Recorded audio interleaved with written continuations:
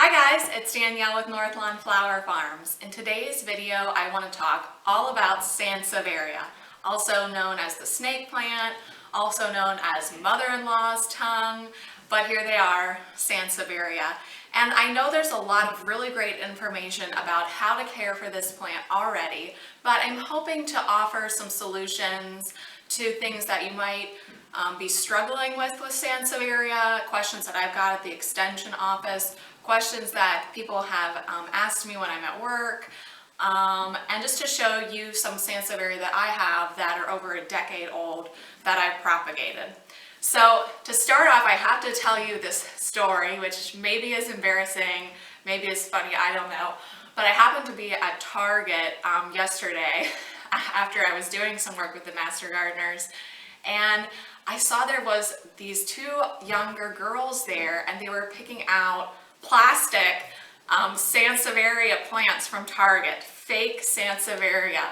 And I happened to look at, go over and look at the price after they were done grabbing what they wanted. And the price was like $15 for this fake Sanseveria plant. And I just thought, oh no, why don't they buy a real Sanseveria? They're so easy to care for. But I have talked to some people over the last decade about the Sanseveria did give them trouble for one reason or another. So let me just start with the big four of all houseplant care to get you off on the right foot with Sanseveria. So we're going to go light, water, temperature, humidity. So you'll see Sanseveria labeled normally as a low light plant, and they can function as a low light plant just perfectly fine. What's going to happen in this situation is they're going to live, but they're not going to thrive, meaning they're not really going to put on a lot of new growth. So if you're looking for a Sanseveria that you just want to keep alive, but you don't need it to get bigger and produce more little baby Sanseverias for you, go ahead and purchase one and put it in a low light situation. But if you want it to grow and flourish in the home, what you're actually going to look for is bright, indirect light. These guys are native to West Africa. They're a succulent where they're getting bright, indirect light naturally. So go for that. Okay, next let's talk about water. This is really the most important thing when caring for the Sanseveria plant. You don't want to overwater them. These two Sanseveria right here, I have had them for over a decade. And these Sanseveria in these blue urns have been propagated from these two, my original Sanseveria. And I wouldn't have been able to do this if I would have been overwatering them, because overwatering a Sanseveria is surely going to result in root rot, which unfortunately will kill your Sanseveria plant. How do you know if you have root rot? I had somebody call in and say that their Sanseveria was kind of drooping from its middle rosette portion, meaning not just one was drooping. If you only see one drooping, it's probably just has gotten big, heavy, or maybe it needs to be, put in a little more light situation. But theirs was kind of almost drooping at the central point. Yeah, you're gonna probably find out once you pop that guy out of its container that root rot has set in. So how often do you water the Sanseveria? Of course, it's going to vary slightly depending on the humidity in your home and where your home is located, but I water mine in the growing season, in the spring, summer, and going into fall only twice a week. And in the winter, I water them basically once a month. So how do you water them? I keep all of mine in their nursery cans. Every single plant that I have is in a plastic container and then sunk into a decorative pot. That's just how I've always done it, and that's how I like to do it. So to water, I like to take all my plants over to the sink. I want to water into the medium, but I don't want to water here into the crown of the plant. There's a lot of rot that can set in that way as well with many plants. So water all around. Remember, we only need to water the roots. We don't need to water the leaves. Water it thoroughly, let all the water drain through, and I let it there sit in the sink for a while just to make sure that all of that water is out of the pot, because I don't want to water it and then immediately set back in here, because what's probably going to happen is there's still more water that's trickling through, and then it's going to be sitting in water. So we want to avoid a situation where its roots are sitting in water. Some misinformation that I've heard out there is to stick your finger into Sanseveria about 2 inches down, and if it's dry, to give it a drink. I feel like a better situation, if you're unsure, is to remove the plant and actually stick your hand into its drainage holes. And if its drainage hole is dry, that's when you're going to want to water your Sanseveria.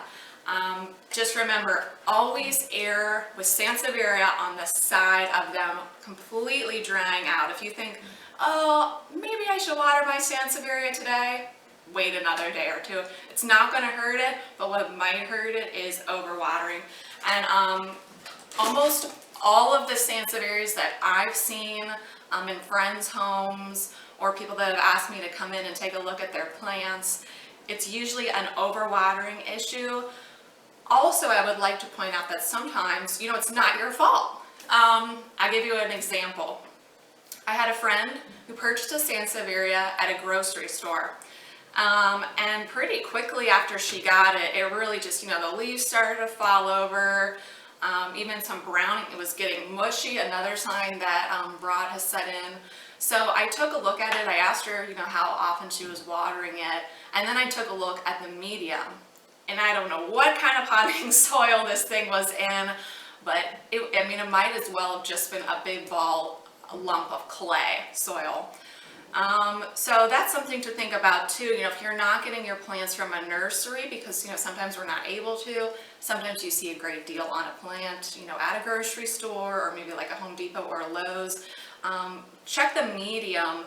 The medium that is ideal for the Sanseveria is a mix of your standard potting soil, half potting soil, half like a cactus mix. I like a spoma cactus mix, and here where I am in Lancaster, I like Fry's potting mix. That might not be something that you have access to depending on where you are, but you could just go, half a spoma potting soil, half a spoma cactus soil, because they're such a big company, most of us can get our hands on that.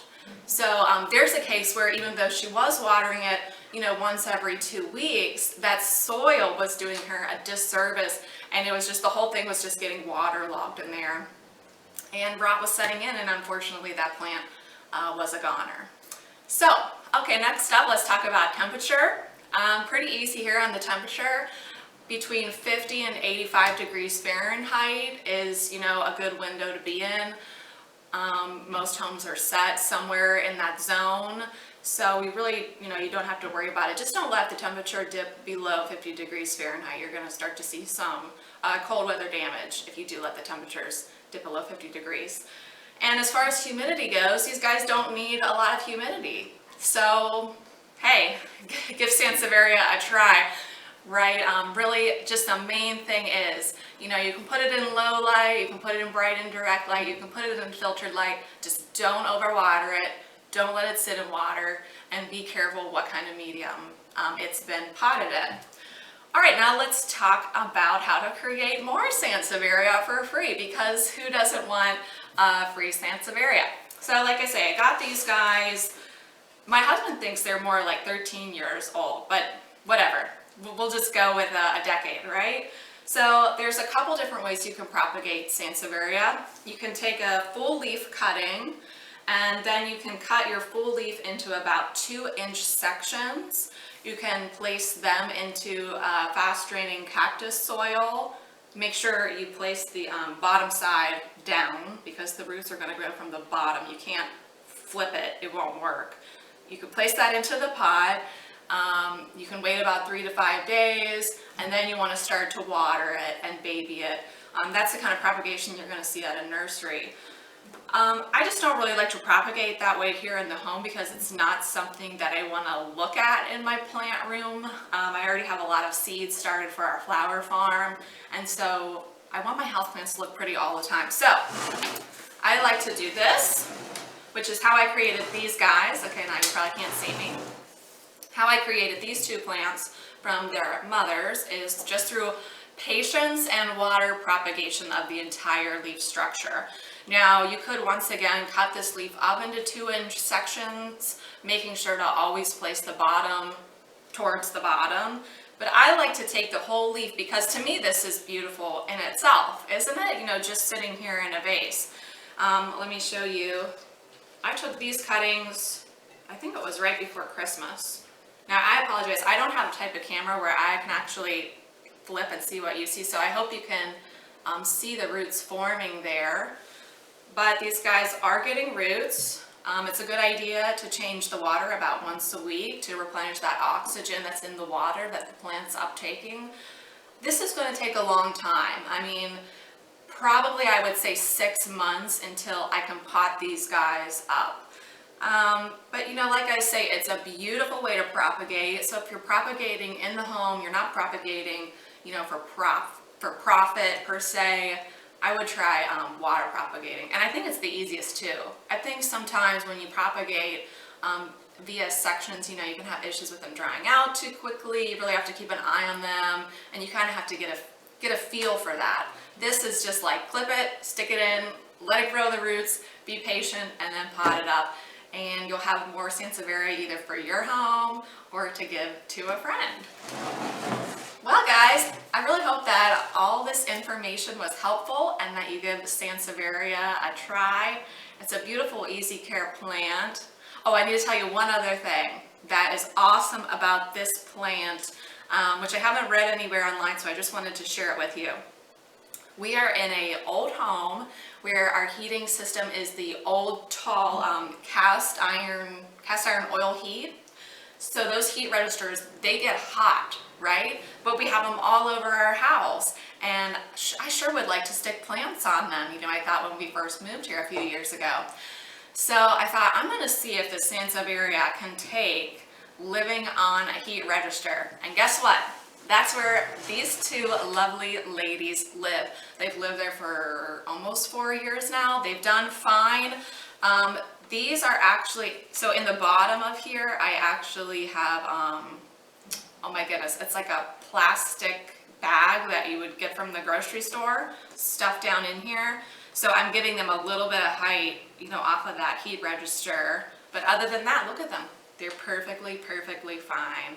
So that's just something I want to share with you in case you find yourself in a situation with those old-timey radiators. All right, well, I sure hope this information was helpful, and I hope you give Sanseveria a try. Until next time, happy gardening. Bye.